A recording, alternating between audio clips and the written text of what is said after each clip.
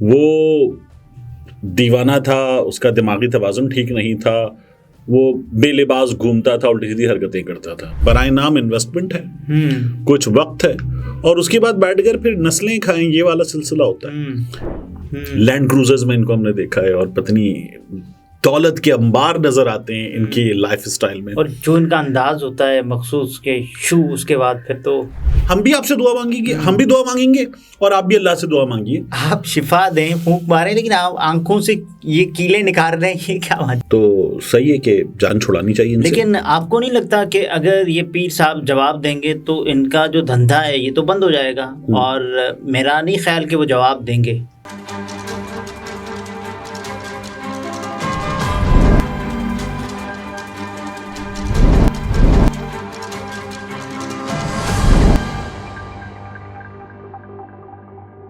अस्सलाम वालेकुम, मैं हूं अब्दुल सत्तार, आप अलग न्यूज़ देख रहे हैं। तारिक मतीन हमारे साथ हैं। इकरारुल हसन साहब ने एक वीडियो की जो कि आपने देखी और उन्होंने चैलेंज किया शुफ वाली सरकार को। इस पर बात करेंगे, लेकिन उससे पहले आपसे दरख्वास्त है कि अलग न्यूज़ को लाइक, शेयर और सब्सक्राइब करने के साथ साथ घंटी बजा दें। इकरारुल हसन साहब ने कहा कि सरेआम का फाइनल इस पीर के आस्थाने पर होगा।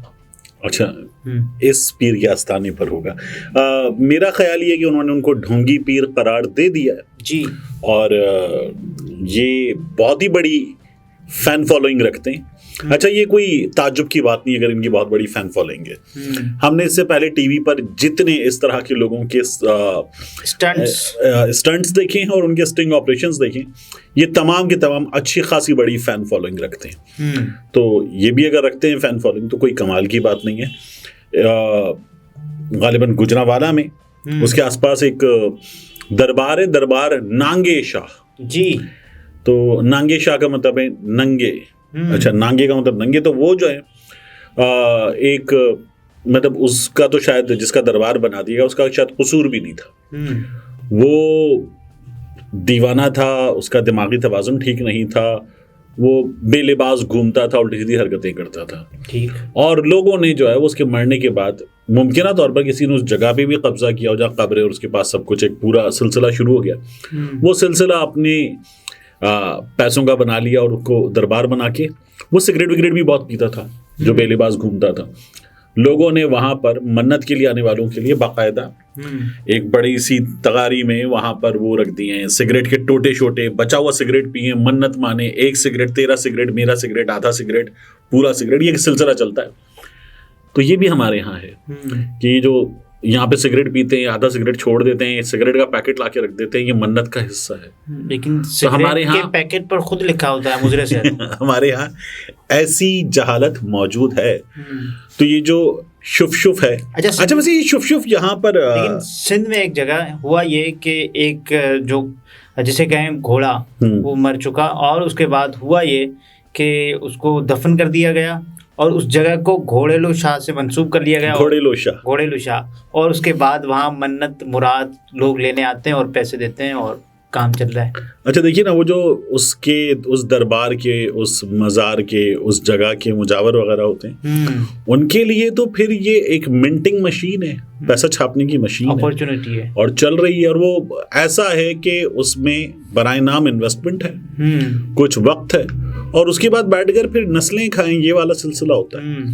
हमने तस्वीरें देखी हैं पाकिस्तान और भारत की मुख्तलिफ सही मज़ारों की भी, मैं ये नहीं कह रहा, यानी जहाँ आली मर्तबत हस्तियाँ उनकी आखिरी आरामगाह है, उन मज़ारों की भी हमने तस्वीर देखी हैं कि आने वाले जो हैं वो मफलूकुल हाल, लेकिन जो संभाल के बैठे हुए हैं वो कितना पैसा संभाल के बैठे हुए हैं। वो जिस तरह से वो खुलते हैं, इतने बड़े बड़े संदूक, मतलब बेड के बराबर संदूक होते हैं, उससे बड़े संदूक होते हैं, उनको 2-2 लोग मिलके खोलते हैं और जब वो खुलते हैं और अंदर से बाकायदा ऐसे जैसे कोई वाटर टैंक और उसमें पानी भरा हो, इतना पैसा होता है, निकाला जाता है, सिक्के होते हैं और चादरें भर जाती हैं। कई हफ्ते लगते हैं गिनने में। सीरियसली, उनमें उनके पास मशीनें वगैरह रखी हैं उन लोगों ने कि वो पैसे गिनेंगे वहां पे, लेकिन सॉर्टिंग होती है ना, उसमें 10 रुपए का भी नोट होता है, 100 का भी होता है, 1000 का भी होता है, सॉर्टिंग होती है। सॉर्टिंग में ही अच्छा खासा वक्त लगता है।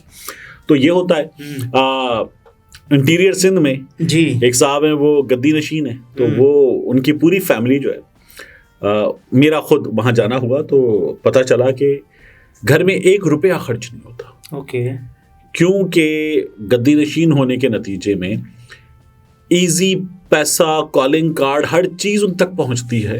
यानी अगर मोबाइल फोन में जो बैलेंस है वो भी मुरीदैन आके डाल के जाते हैं, डिजिटल है, तो वो गुड, तो वो चल रहा है सिलसिला।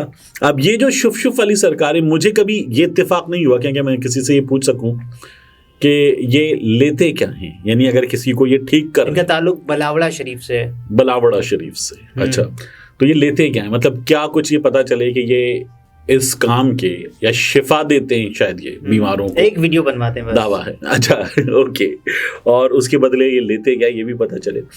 एक अजीब सा सिलसिला है, लैंड क्रूजर्स में इनको हमने देखा है और पत्नी दौलत के अंबार नजर आते हैं इनकी लाइफ स्टाइल में, और जो इनका अंदाज होता है मखसूस के शू, उसके बाद फिर तो नहीं। अच्छा, ये वो भी होती है ना, एक होती है फूंक, एक होती है इज्तिमाई फूंक। अच्छा, जब एक बहुत बड़ी गैदरिंग होती है तो फिर माइक होता है, बड़े बड़े स्पीकर होते हैं, और फिर वो जो माइक पे फूंकी जाती है वो सब तक एक साथ पहुंच जाती है, और वो सब तक पहुंच गई और सब उसी शहर में मुबतला हो जाते हैं, उससे मुस्तफीद हो गए सबके सब। और ये कई बार वो होता है, साइकोलॉजिकल भी होता है। एक तो इनकी वीडियो वायरल हो रही थी जिसमें जो चीखें थी वो सुनाई दे सकती थी, कि फूंक मारी उसके बाद चीखें।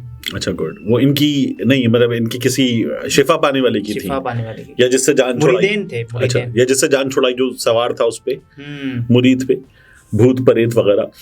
तो बहरहाल इकरार इनको चैलेंज करती है। इकरार साहब ने उनका ही हुलिया बनाया और बाल शाल लगाकर, वेस्ट कोट वगैरह पहनकर और ऐसी फूंके मारी, और उसके बाद कहा कि मैं भी निकाल सकता हूँ, अगर आप मुझे चैलेंज करेंगे तो मैं भी निकाल सकता हूँ, और आप बताएं कि ये आपकी करामत है या एक स्टंट्समैन भी ये काम कर सकता है। और उन्होंने एक बंदे को बिठाया और फूंके मारी, और ठीक वैसे सैकड़ों सुइयाँ निकली और लोहे की कीलें निकली। उसके अलावा चैन, वो कह रहे हैं कि अगला जो करतब होगा, जो अगली आपकी करामत है, वो आंख से चैन, वो भी मैं बताऊंगा कि कैसे निकलती है। इकरार साहब का ये कहना है। अच्छा, तो अगर ये निकल गया तो फिर अच्छा, देखिए अच्छी बात है। मुझे तो इसमें एक चीज अच्छी लगती है कि शिफा मिन जानिब अल्लाह, ये ईमान होना चाहिए। ऐसे बाबे शाबे जो हैं, इंजीनियर मोहम्मद अली मिर्ज़ा याद आए थे मुझे। वो तो खैर आली मर्तबत बुजुर्ग हस्तियां जो है, वो लोग कहते हैं कि उनके बारे में भी कहते थे, लेकिन ये बाबे शाबे शई कोई नहीं। ये बात दुरुस्त है। ये जो शिफा देने वाले हैं, कैसे मुमकिन है? ठीक है ना। बात ये कि हाँ, ऐसे लोग हैं जो ये कहते हैं कि आप आ जाइए, हम कलामुल्लाह से आप पर जो है वो दम कर देंगे, और उसके बाद हम भी आपसे दुआ मांगेंगे, हम भी दुआ मांगेंगे, और आप भी अल्लाह से दुआ मांगिए। आप शिफा दें, फूंक मारें, लेकिन आप आंखों से ये कीले निकाल रहे हैं, ये क्या बात है? मतलब शुक्र है कि वो कीले निकाल रहे हैं, वरना वो जो आजकल वीडियोस में होता है कि आंखों से शुआएं निकल रही हैं और आंखें ही ना निकाल देंगे, मीम्स बन रही हैं। इस वीडियो को करने की वजह जो है वो तो यह है कि अब ये मशहूर हो गए पीर शुफ सरकार, और सऊदी अरब के शाह के एक एम्बेसडर हैं जी, फाइज मालकी, उन्होंने भी इनकी वीडियो जो है वो शेयर की है और इनकी फूंकों पर बेस लगा दी है, और इनकी जो फूंकें 100 गुना जायद आवाज़ के साथ सुनी जा सकती हैं उस वीडियो में, और उसके बाद शिफा भी बढ़ जाएगी शायद। अच्छा, तो ये देखिए, ये है बदनामी की वजह और पाकिस्तान की बैनुल-अक़वामी बदनामी की वजह। तो ये इससे जाहिर है कि ऐसी चीज़ें जब फैलती हैं ना, तो लोगों का नुकसान अच्छा खासा होता है। हमने बाकायदा ऐसी चीज़ों की वजह से लोगों की ज़िंदगियां जाते देखी हैं, हमने लोगों को बीमार पड़ते देखा है, हमने लोगों को बाकायदा अपाहज होते देखा है। ये न्यूज़ में हम सब कवर करते ही हैं। हमने ये भी देखा है कि ऐसी चीज़ों की, ऐसे लोगों की वजह से लोगों का माली नुकसान होता है बहुत ज़्यादा। सब छोड़ छाड़ के वो इनके पास बैठ जाते हैं किसी बीमार को और बीमार करने के लिए। तो सही है कि जान छुड़ानी चाहिए इनसे। लेकिन आपको नहीं लगता कि अगर ये पीर साहब जवाब देंगे तो इनका जो धंधा है ये तो बंद हो जाएगा? और मेरा नहीं ख्याल कि वो जवाब देंगे इकरार साहब के चैलेंज का। देखिए, जाहिर है कि ये बड़ी वैसे पहुंची हुई हस्ती हैं, बड़ी ताकतवर हस्ती हैं ये। इनके ताल्लुकात बड़े ठीक ठाक बड़े बड़े लोगों से हैं, और मैंने तो उनके बारे में सुना है कि लोग पिक्चर साबिक वज़ीर आज़म के साथ वायरल हो रही है, राजा परवेज अशरफ साहब के साथ। इस वाक़े के बाद इनकी पिक्चर वायरल हो रही है कि देखें कि इतनी बड़ी हस्तियां इनके पास आती हैं। अच्छा, ये तो उस मुलाकात में भी मौजूद थे जो गालिबन उलमाए कराम के साथ, मशाइख-उज़्ज़ाम के साथ आर्मी चीफ साहब ने की थी, उसमें भी मौजूद थे। बिल्कुल मौजूद थे, और इन तक तो लोगों ने बाकायदा सर्कल करके कि देखें ये भी हैं, कोई फूंक ना मार देंगे। तो ठीक है, मैं तो पहले भी कहता था, जब आप लोगों ने पहले भी वीडियो की थी तो मैंने आप लोगों से क्या कहा था कि इनसे कहा जाए कि ये पाकिस्तानी मईशत को फूंक मारें, स्टेट बैंक के रिजर्व्स को फूंक मारें। अच्छा, आज कुछ लोगों ने कमेंट्स करके लिखा कि इनको कहें कि आप अस्पतालों में जाया करें, अपने सेशंस रखा करें और वहाँ पर जो मरीज हैं उनको शिफा के लिए फूंक मारा करें। हाँ, ये दुरुस्त बात है, मुनासिब बात है, लेकिन मुझे इन तमाम लोगों में सबसे बड़ा प्रॉब्लम यही है कि ये जो जिस लाइफस्टाइल को इन्होंने अडॉप्ट किया जिसमें ये नज़र आते वो लाइफस्टाइल तो इंतहाई शाहाना और अल्ट्रा रिच लाइफस्टाइल है।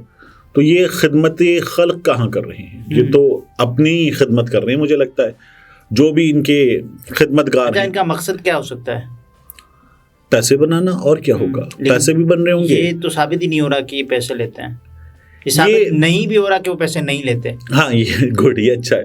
देखिए, ये ऐसे तमाम लोग जो हैं वो कई बार पैसे नहीं लेते, वो फवाइद लेते हैं जिनकी बुनियाद पर कई गुना पैसे बन सकते हैं। तो ये वो काम करते होंगे डेफिनेटली।